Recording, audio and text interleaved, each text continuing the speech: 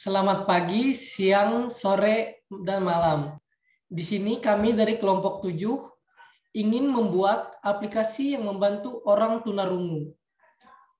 Dengan saya sendiri, Yosep Peri Fernando, dengan NPM 2107114779, dan teman saya Joseph Putra Mulyono dengan NPM 2107111518, Jose Immanuel Suhianto dengan NPM 2107111488. Latar belakang. Di sini kami mendapatkan latar belakang tunarungu adalah orang yang mengalami kehilangan fungsi pendengaran, baik sebagian maupun seluruhnya, yang berdampak kompleks dalam kehidupannya. Tunarungu secara fisik terlihat seperti orang normal, tetapi bila diajak berkomunikasi, barulah terlihat bahwa mengalami gangguan dalam pendengarannya. Tunarungu tidak berarti orang itu tunawicara. Akan tetapi, pada umumnya, tunarungu mengalami ketunaan sekunder, yaitu tunawicara. Penyebabnya adalah orang yang mengalami tunarungu sangat sedikit memiliki kosakata dalam sistem otak dan tidak terbiasa berbicara.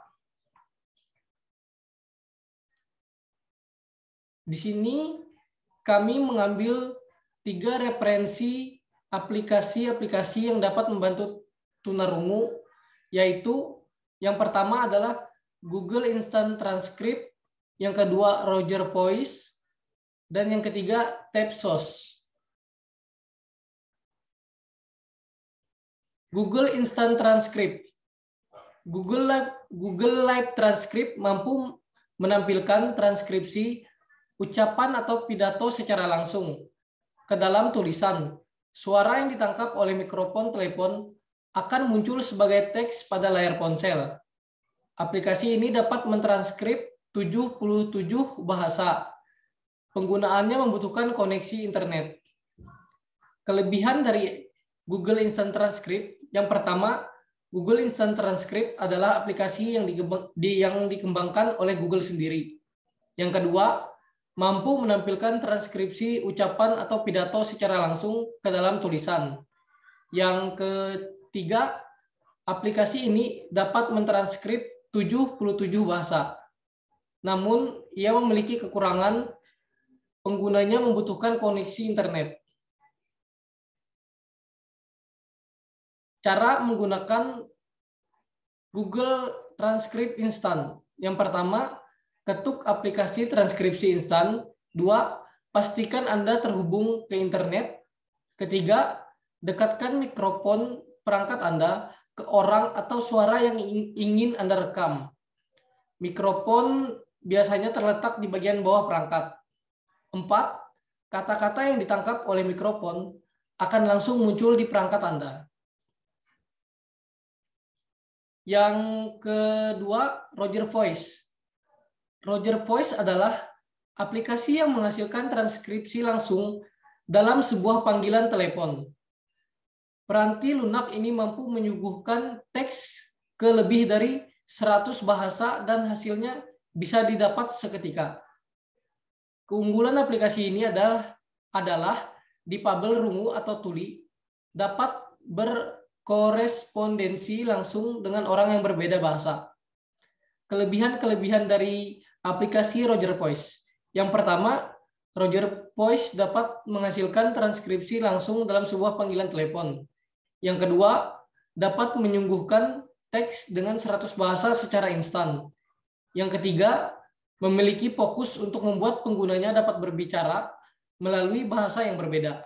Namun kekurangan dari aplikasi ini berbayar, yang harganya $30 per bulannya. Berikut adalah penggunaan aplikasi Roger Voice yang memungkinkan tunarungu dapat berbicara dengan lawan bicaranya melalui telepon. Kata-kata yang ditangkap oleh mikrofon saat telepon langsung muncul di perangkat pengguna aplikasi Roger Voice.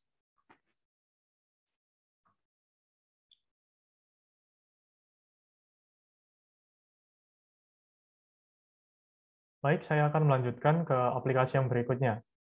Aplikasi tersebut adalah Tab SOS. Aplikasi ini menawarkan layanan bagi penyandang disabilitas pendengaran untuk berkomunikasi dengan layanan darurat tanpa perlu berbicara ataupun mendengar. Tab SOS sangat visual dengan metode layar sentuh untuk memilih opsi yang dibutuhkan. Meski awalnya dirancang untuk difabel rungu atau tuli, aplikasi ini juga dapat digunakan oleh seseorang yang mengalami kesulitan bernapas atau mereka yang berada dalam situasi darurat. Tab SOS menyimpan riwayat medis individu dan informasi pribadi di perangkat penggunanya, lalu mengirimkannya langsung ke layanan darurat. Tab SOS menggunakan GPS untuk menunjukkan keberadaan penggunanya. Menurut kami, aplikasi ini memiliki beberapa kelebihan. Yang pertama adalah dapat mengirimkan pesan darurat secara instan tanpa harus mengeluarkan suara. Kemudian, Tab SOS juga dapat menyimpan data riwayat medis individu dan mengirimkannya langsung ke layanan darurat. Yang terakhir, dapat digunakan untuk orang yang hanya memiliki penyakit dan butuh penanganan darurat. Kekurangan dari aplikasi ini, melihat dari review yang tersedia, ada masalah dalam penyimpanan data yang ada. Berikut beberapa fitur dari Tab SOS. Jadi di sini kita tinggal milih fitur yang cocok dengan keadaan yang kita perlukan. Lalu aplikasi akan memunculkan lokasi kita berada dan langsung mengirimkannya ke layanan darurat, serta menanyakan keadaan kita saat itu. Beberapa potensi yang ingin kami kembangkan adalah kemudahan akses terhadap produk tanpa menurunkan kualitas produk. Lalu, kurangnya aplikasi yang dapat mengajarkan bahasa isyarat. Yang terakhir, penggunaan aplikasi tidak perlu menggunakan koneksi internet. Meskipun sudah tersedia beberapa aplikasi yang dapat membantu orang yang tunarungu, masih dibutuhkan aplikasi yang bisa menjadi rumah untuk semua fitur yang ada dan lebih mudah diakses tanpa harus mengeluarkan biaya. Jadi, kami ingin membuat sebuah aplikasi yang dapat menampung semua fitur yang ada dari beberapa aplikasi yang kami jadikan referensi, dan kemudahan dalam pengaksesannya tanpa harus mengeluarkan biaya. Berikut beberapa fitur dan fungsi dari aplikasi yang ingin kami buat. Yang pertama, mampu menampilkan transkripsi ucapan secara langsung dengan lawan bicaranya ataupun dalam sebuah panggilan telepon, serta mampu mentranskrip lebih dari 100 bahasa secara instan, dan hasilnya bisa didapat seketika itu juga untuk memudahkan tunarungu dalam berkomunikasi dengan orang yang berbeda bahasa. Kemudian mampu mengajarkan bahasa isyarat seperti menampilkan sebuah gambar abjad dan angka yang dilakukan dengan gerakan CB atau Sistem Isyarat Bahasa Indonesia. Dapat mengirimkan pesan darurat melalui 112 secara instan setelah menerima laporan. Petugas akan melanjutkan ke pihak-pihak yang berwenang seperti polisi, ambulan, pemadam kebakaran, dan sebagainya. Lalu yang terakhir, pengguna internet dapat melakukan panggilan darurat saat tidak ada koneksi internet.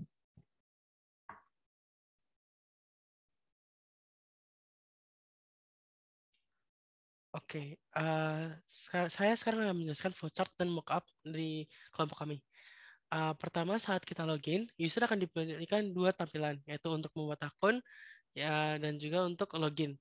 Jika ingin login, user tinggal memasukkan email dan password, lalu diverifikasi. Jika email dan passwordnya benar, akan berhasil dan masuk ke menu utama. Namun jika gagal, user akan dikembalikan ke masukkan email dan password. Lalu saat di tampilan masukkan email dan password, user juga dapat membuat akun jika masih belum memiliki akun. Lalu dari buat akun tersebut, daftar akan dapat digunakan menggunakan email Google. Saat memasukkan email Google dan email itu tersebut valid, maka user langsung dapat berhasil membuat akun. Namun jika tidak valid, akan disuruh memasukkan email Google lagi. Saat di menu utama, user akan diberikan 3 tampilan fitur utama dari aplikasi kami, yaitu Sign Language, Transcription, dan SOS. Sign Language akan memberikan pembelajaran dasar dan pembelajaran lanjutan kepada user.